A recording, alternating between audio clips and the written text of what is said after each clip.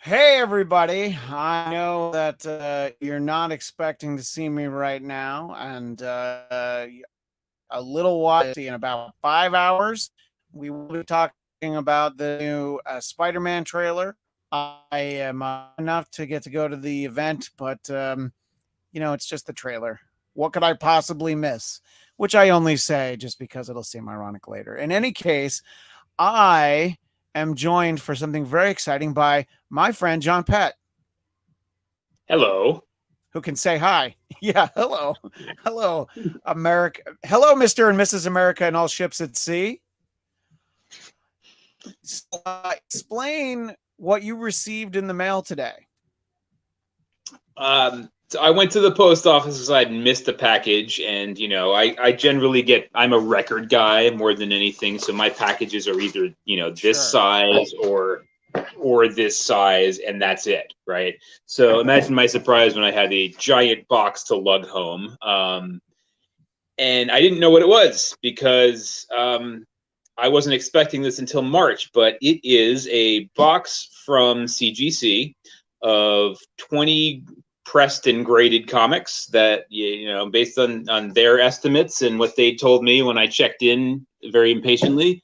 I really wasn't expecting to see this until next year. So I opened up the top part and saw what it was and immediately contacted Christian to see if he wanted to go through it with me, go through a live unboxing. I have not looked at any of this except to see that it is what it is. So here Yeah. we are.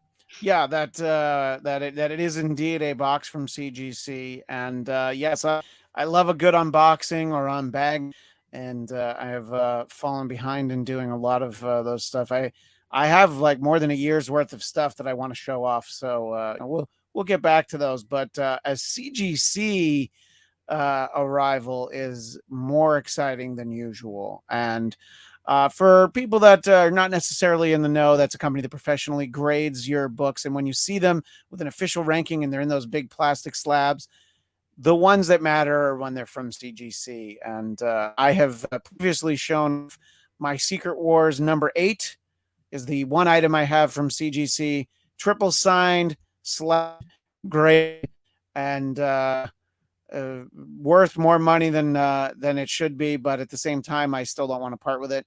So now this box that you sent off, I know it's a lot of X-Men books. Are there also some Spidey books? What was in the box? There are. Fortunately, I printed off my list before I got on here, so I can tell you exactly that. All Great, right. So great. Tell we us have. exactly what there is. Yeah. So yeah, there's only 4 X-Men. 171 when Rogue joins. 244, which is what, Jubilee, I think. First appearance. 244 is probably first Jubilee. Yeah, 171, of course. Welcome to the X-Men Rogue. Hope you survive the experience. right.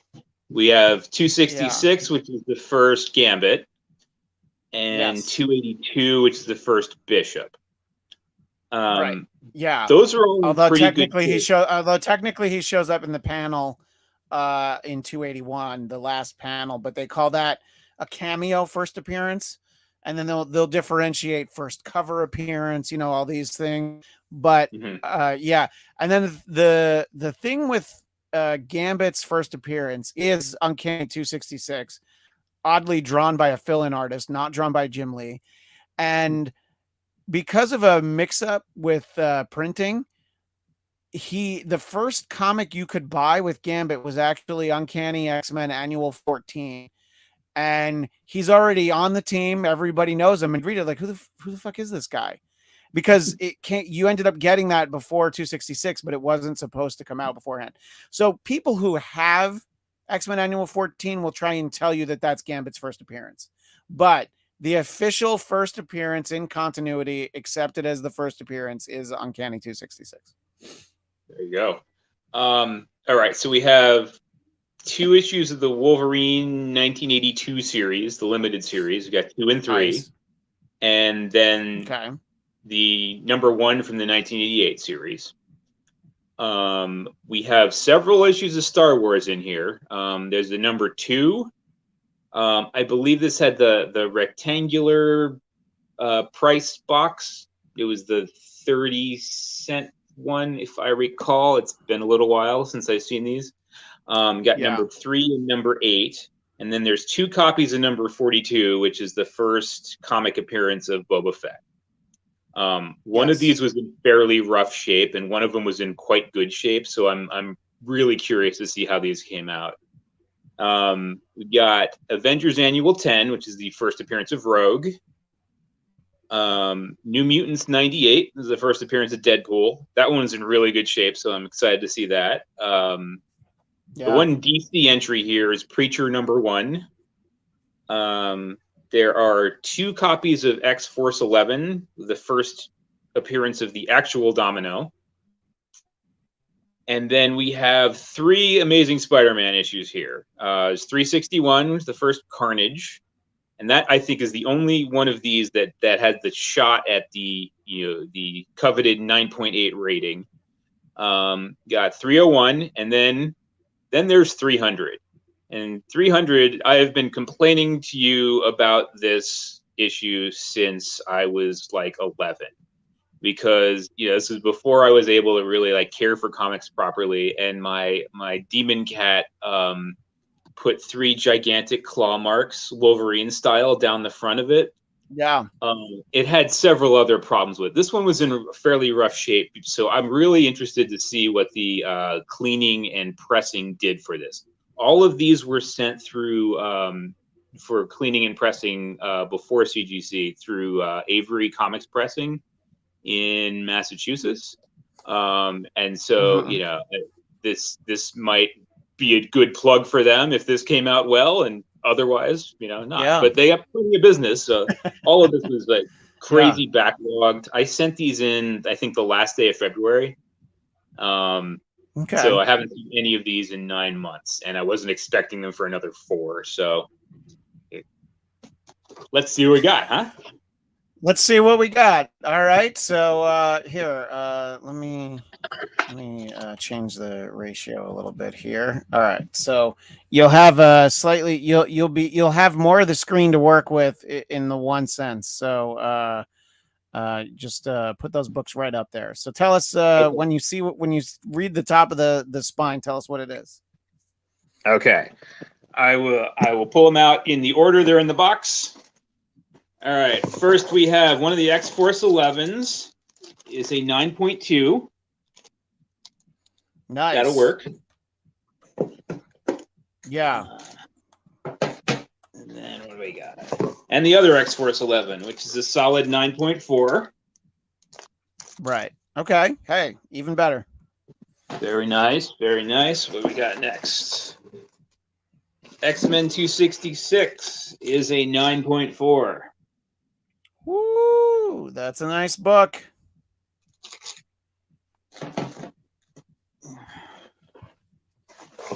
Next up, X-Men 282 is a 9.6. Oh, wow. That's when you think about how many times you've moved since you first got that, the fact that it's a 9.6 is, I'll say it, uncanny. How many times have I moved since then? with I don't know. Did you move? Did you leave your comics in storage though, so they didn't actually move every time? No, they did not move with me every time. They're actually at my parents' house for a good chunk of that, but they've still moved. They moved from Japan to New York, and then were in an attic in New York for many years, and have moved with me cross country and back to California and back to New York. And so, they've been through a lot. Wolverine number 2, the limited series, 9.2. I will take that. Wow. I mean, I as a collector, if I was buying a slab, I mean, that's number 2, you said, right? Yeah. I would be perfectly happy with an 8 or a high 7. Like I wouldn't hold out for a 9 is what I'm saying. So the fact that you have one, that's astonishing. And then number 3, also a 9.2. Look at you. There I'll go back to the old aspect ratio. I think it works better that way. Okay.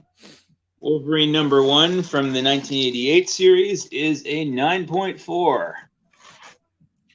And I will remember the one thing I remember about that issue. It has a body count of 125 kills.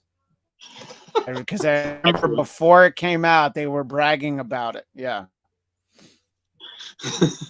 It's kind of like, you know, how the NFL in the 80s, they sold those, you know, most bone crunching hits videos. That was the comic book equivalent, right?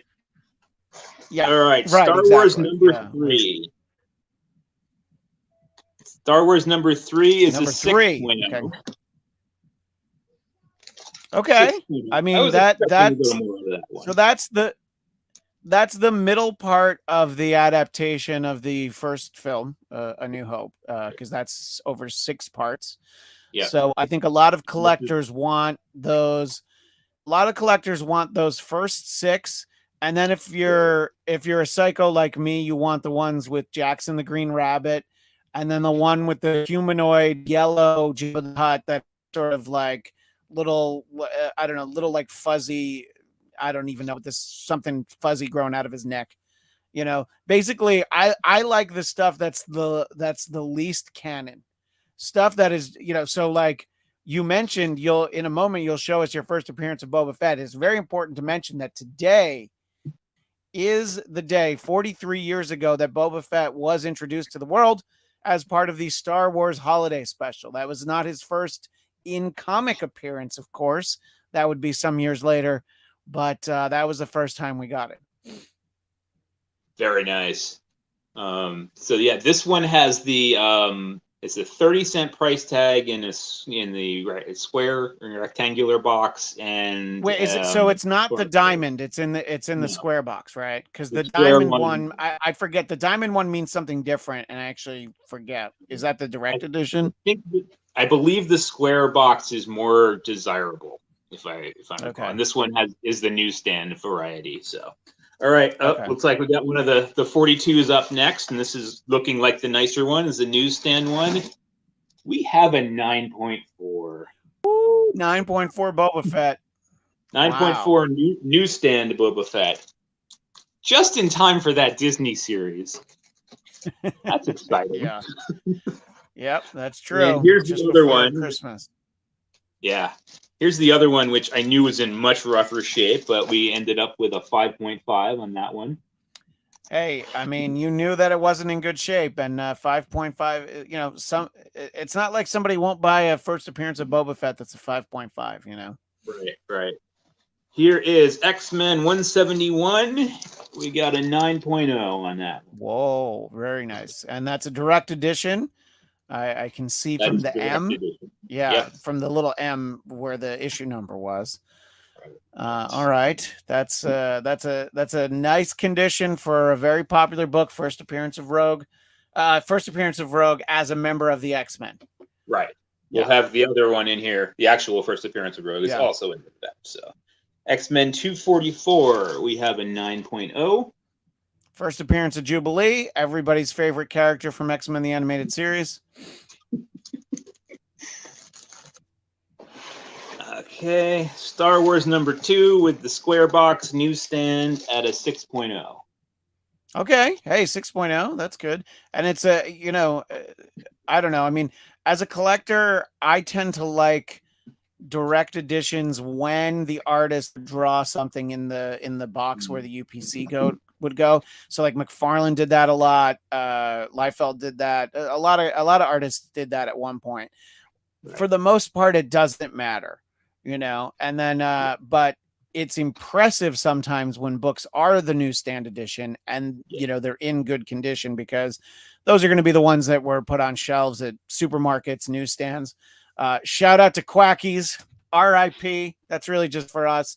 But many of pretty much like my first few years of comics collecting exclusively came from a place that the full name of was Quackies Sugar Bowl in Greenwood Lake, New York. But in any case, so so that's nice. That's nice. Yeah. That's a nice condition for a book that you know, you didn't buy it at Quackies, but maybe somebody did. I'd put the odds at pretty slim, but yeah, it's certainly possible. Yeah. I'm sure this one was sold at Quackies at one point. Yes. All right, here's the one DC entry. Preacher number 1 is a 9.2. And just very quickly, I remember you buying that book because it just seemed interesting to you, right? And you're just like, sure, I'll check out Preacher. Isn't that really what happened? I mean, it's a little deeper than that. There was a series of thriller novels that I really enjoyed back in the 90s, called Preacher. That has nothing to do with this series whatsoever, but I thought that it might be an adaptation, so I grabbed it at the time. Oh, okay. Really what it was. So it wasn't that. Yeah. It had nothing to do with that. And like I when I was collecting comics, I was pretty much exclusively Marvel, right? There was really I ended up with a handful of DC issues that were given to me that, relatives owned or whatever. But like I was pretty much exclusively Marvel. So same here. I mean, they licensed some things that I would buy, and sort of you're talking about buying the wrong Preacher. When the first time I ever looked at V for Vendetta, I was like, but where's Mark Singer and Michael Ironside? Right, exactly. But I mentioned that because the V adaptation is the one series that I bought that DC did, and I still own every issue of the V series.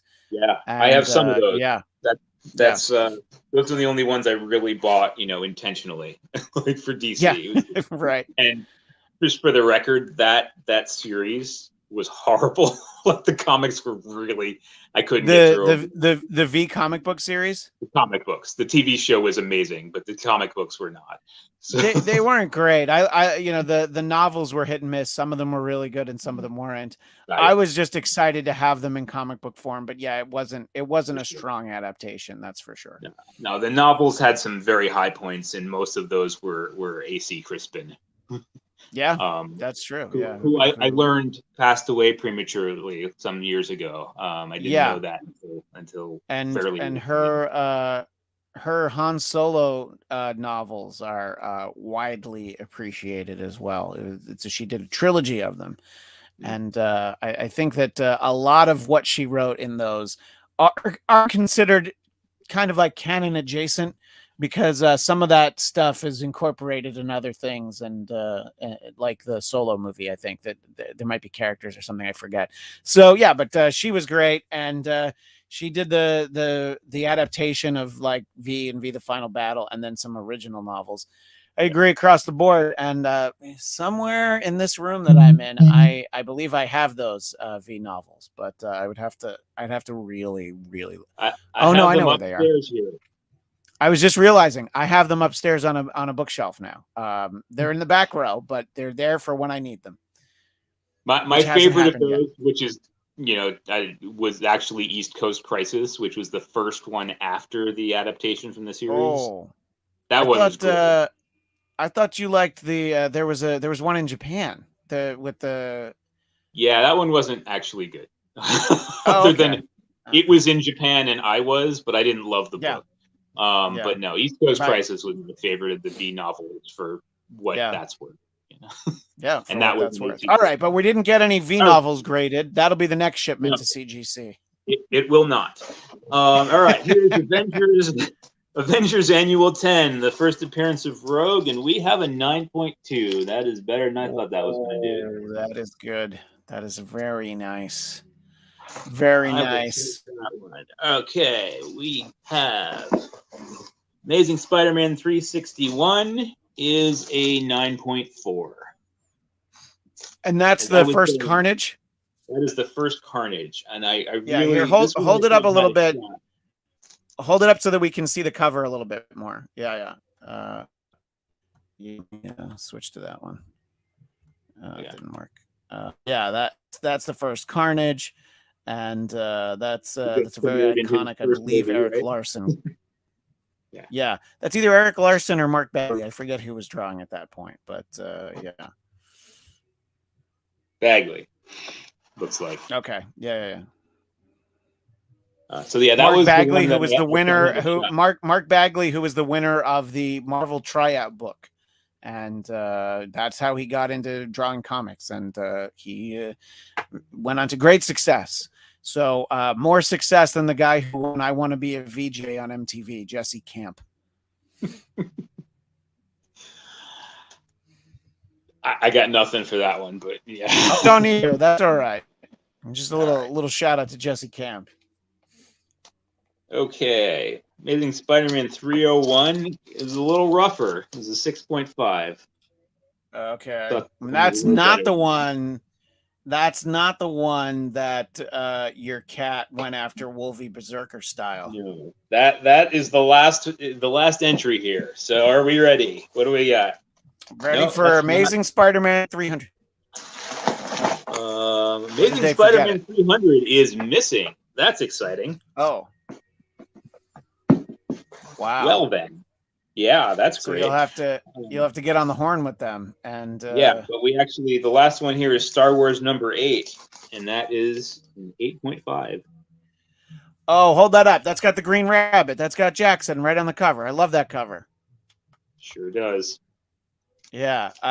And apparently George hated the Green Rabbit, by the way.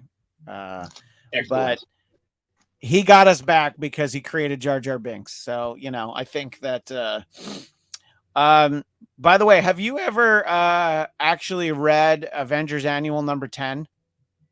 Yes, but not in a very long time.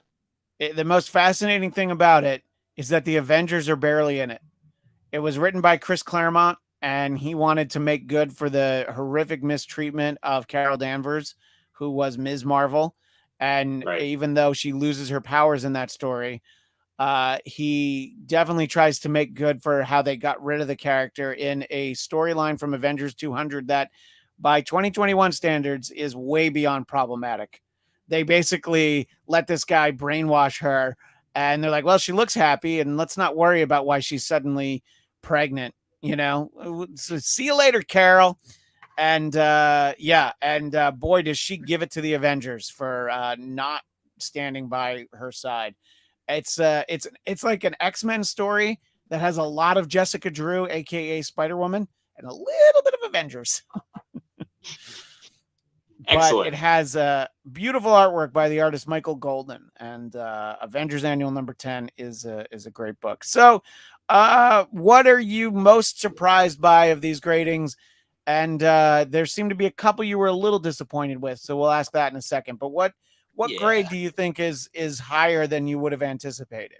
Well, that's that last one I showed. The Star Wars number 8 was higher than I would have expected. Right. And let's see. I do have 2 that did not arrive here, and I'm wondering if that's because they were in a different tier. That would make sense. New Mutants 98, the first Deadpool, and then it's Spider-Man 300, and those are probably the 2 by themselves the most valuable books of this set. So I'm wondering if they were in a different tier and they're going to be sent separately. And your New Mutants 98, you said, is in very good condition. I don't mean very good as in like the official. I don't mean the official grade VG versus VF. Right. You think it's in fantastic condition, is what I'm saying. My guess for that one was going to be 9.6. It has one flaw. It has one spine tick, but that's it. Yeah. Well, and then there's the secondary flaw that Rob Liefeld can't draw feet. That's a there is flaw. that. But you didn't have anything to do with that. I didn't. I also that's not your fault. Feet. Yeah. But you don't get paid to draw feet. Right. X-Men 171 at a 9.0 was surprising. That one I didn't think was in that good condition. The Star Wars 42 at a 9.4 is really nice. The 2 Wolverine 9.2s from the limited series, I didn't think those were in quite that good shape. And just flipping back through them because I haven't fully absorbed them yet. The other ones were pretty much on target. in the positive way. The couple of negatives, I think the Star Wars 3 at 6.0 was lower than I thought it would be, and the Spider-Man 301 at 6.5 was lower than I thought it would be. But everything else was pretty in line. Is that Spidey 301? Is that a newsstand or is that a direct edition? I believe it's newsstand. It is. I don't think he drew anything in the box for that one, actually, anyway. So I don't think that one matters. It's the later issues where he started drawing things specific for the direct edition. And I believe that was the main reason I stopped subscribing to comics from Marvel, and I started buying them through a service called Westfield Comics. In the chat, he also bought his comics from Westfield Comics because you get the direct editions. So I didn't want the newsstand editions anymore because I was missing out on these like cool little insert boxes.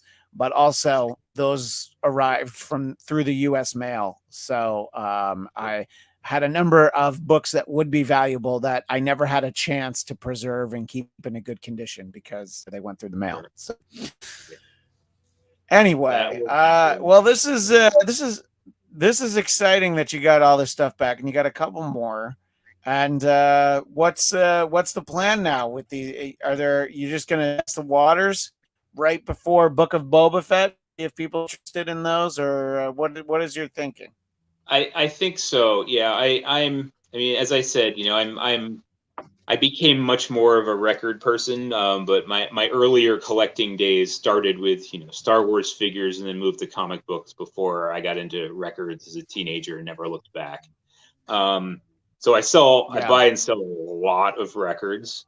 I'm gonna sell some of these soon. Some of them not so much. But I have a big one coming. I'm actually going to be selling an entire batch of Gru the Wanderer comics, and not just the Marvel. It's every series. It's Pacific, Image, and all of the Dark Horse series. And that's so every one of those I'm going to be selling as a gigantic batch, and that's coming up in the next probably 2 weeks. I'll get that listed. And so I'll probably list some of as part of that lot.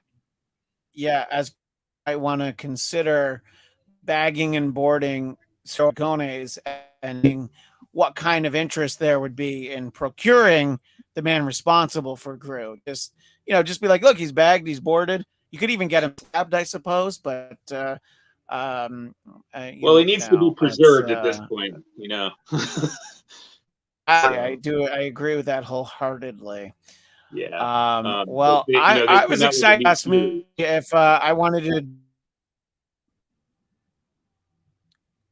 What was that? You said they came out with a new series of Gru? Yeah, they came out with a new Gru meets Tarzan. I was asking you to repeat what you said. Yeah. And so the last issue of that, I believe, comes out tomorrow. Yeah. So I was waiting for that to be done, and I'm making sure that I've read them all so before I sell them. So I've kept a handful of issues. I have multiple copies of a couple of them just because there's some that I want to retain, but because that one meant a lot to me as a kid. Yeah. And just in case you ever want to convince people that you are also the Prince of Chichester, you want to have some documentation that shows that is the case. True. It was really interesting to go back and I know that.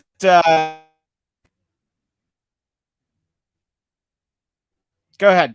We definitely have a lag because of the laptop that I'm using. I'm using the left.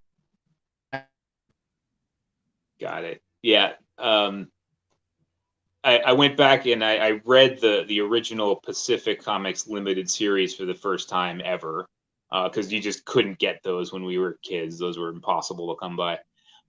And so it's really interesting to see the origins of all of those ridiculous jokes that kept coming back over and over, including that Prince of Chichester thing that originally is in the Pacific limited series. So. Yeah. Well, I didn't even realize it started there. I just remembered that 20 issues would go by and then it would come back, and I was rewarded with laughter by little callbacks like that. And yeah, I love that. Now I know that one thing that is your Tick comic book collection, right? Yep. I finally filled that out, and that one is entirely complete except for really one issue and probably two that I would buy. And one is there's the 2014 Comic Con exclusive. I have not been able, and then the New England Comics kind of redid one as a store exclusive, the same comic, different cover. That one I'm trying to track down still. And then there's one version of Tick number 12 from the original series that didn't have the title on the front, and I'd like to get one of those. That one's less critical, but yeah, would love to get all of that 2014 one. Otherwise, I have a full set of Tick comics, and that's exciting. Well, that is, and to Star Drew in the chat, just saying hello to us both, and he loves the X-Men universe. Who doesn't? At least for me, the X-Men universe sort of ends in like 1999 when I stopped really reading, but I enjoyed it up until that point. But very excited that we're 2 years away from X-Men 97, which is a sort of reimagining, reboot, return of the X-Men animated series. And for more on that and all of Disney Plus Day, and also the new Spider-Man No Way trailer is having world premiere just a few miles north of me in minutes. Well, at 9 p.m. Pacific, that's midnight Eastern, will be. So look for a very special Marvel movie talk at that time. But in the meantime, thank you for sharing, John. It was fun to be a part of this. And any more future grading, any more shipments that come in, please, we can plan this in advance a little bit more. Sounds good. And if people want to follow you on various social media, where do they do that? Twitter's the easiest one. It's my first and last name, JOHNPETTE. I'm on Instagram at Pet Project, PETTE Project. Those are the main places, and you'll be able to link to all sorts of other fun projects I have going on, including my new company called Out of Wax, which is a record pressing plant that we're building in Minneapolis. Excellent. It's exciting to hear about how that progresses and all things and more. And we look forward to talking to you for real in a real conversation sometime in the near future. But this was fun to spend a half hour looking at comics, and I hope everybody enjoyed it. Tune in at 9 o'clock for Marvel Movie Talk, and we've got plenty of other content throughout the week. Just subscribe to the Blackcast YouTube page, BLADTCAST. Thanks so much. And as the great Stan say, Excelsior!